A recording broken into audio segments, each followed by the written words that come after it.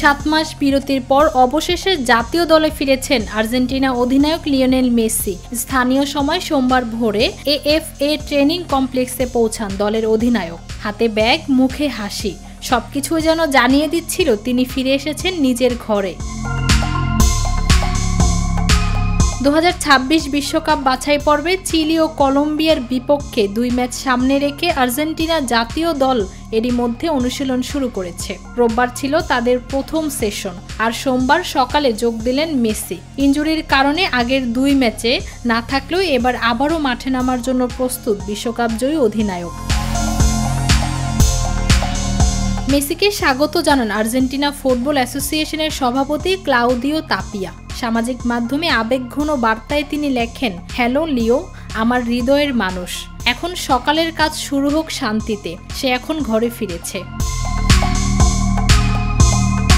মেসিও সামাজিক যোগাযোগ মাধ্যমে নিজের ফিরে আসার অনুভূতি প্রকাশ করেন 2টি শব্দে, ঘরে ফিরেছি। জাতীয় দলের জার্সিতে মাঠে ফেরার আগে এভাবেই আবেগ জানিয়ে গেলেন তিনি।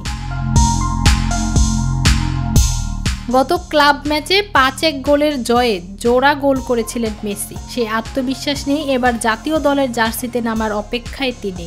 জাতীয় দলের কোচ লিওনেল স্কালোনি সোমবার সকাল 11টা থেকে দ্বিতীয় দিনের অনুশীলন শুরু করেন, যা মেসির প্রথম সেশন। রিকভারি ও ওয়ার্ম আপ দিয়ে শুরু হলেও মূল লক্ষ্য 5 জুন চিলি এবং 10 জুন কলম্বিয়ার বিপক্ষে বাছাই পর্বের ম্যাচের জন্য পূর্ণ প্রস্তুতি নেওয়া। আর্জেন্টিনা ইতিমধ্যে 2026 বিশ্বকাপে জায়গা নিশ্চিত করেছে।